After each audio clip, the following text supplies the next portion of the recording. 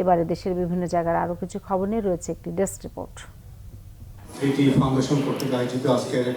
জুলাই শহীদ স্মৃতি ফাউন্ডেশনের উদ্যোগে চট্টগ্রামে আহতদের পরিবারের কাছে আর্থিক সহযোগিতার চেক হস্তান্তর করা হয়েছে। দুপুরে জেলা শিল্পকলা একাডেমি মিলনায়তনে 113 জনকে 1 লাখ টাকা করে চেক দেওয়া হয়। উপস্থিত ছিলেন বিভাগীয় কমিশনার ডক্টর মোহাম্মদ জিয়াউদ্দিন সহ অন্যরা। রাজশাহী বিশ্ববিদ্যালয়ের ছাত্র আন্দোলনের সমন্বয়কদের পৃষ্ঠপোষক রাশেদুল ইসলামকে জনসংযোগ দপ্তরে অ্যাডহক ভিত্তিতে নিয়োগ দেওয়ার অভিযোগে সংবাদ সম্মেলন হয়েছে রাজশাহীতে।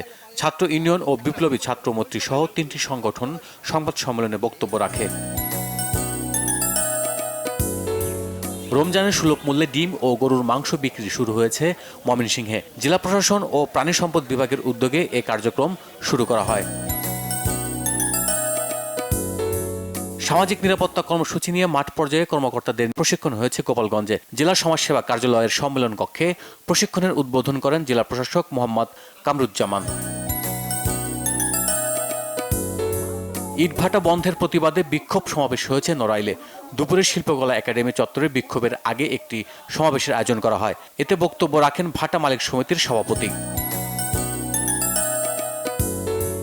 মেহেরপুরে 7 দফা দাবি আদায়ে মানববন্ধন ও স্মারকলিপি পেশ করেছে ইটভাটা মালিক ও শ্রমিক নেতারা। দুপুরে মুজিবনগর ও গাংনী উপজেলা চত্বরে এ কর্মসূচি পালন করা হয়। আইন শৃঙ্খলা পরিস্থিতির অবনতির প্রতিবাদে বিক্ষোভ সমাবেশ হয়েছে কুষ্টিয়ায়। উপজেলা পরিষদের সামনে এতে অংশ নেন বিভিন্ন ইউনিয়ন ও ওয়ার্ডের বাসিন্দারা। সরকারি মেডিকেল কলেজ বন্ধের ষড়যন্ত্রের প্রতিবাদে মানববন্ধন হয়েছে মাগুরায়। মহাসড়কটিতে 250 শয্যার হাসপাতালের সামনে মানববন্ধনে অংশ নেন ছাত্র জনতা। 2 সপ্তাহব্যাপী ঈদ হস্তশিল্প মেলা শুরু হয়েছে কেরানীগঞ্জে। সকালে মধ্যর চরের শ্যামলাপুরে মেলার উদ্বোধন করেন রানা গ্রুপ অব কোম্পানির chairman Hafizur Rahman Khan. Bangla vision news desk.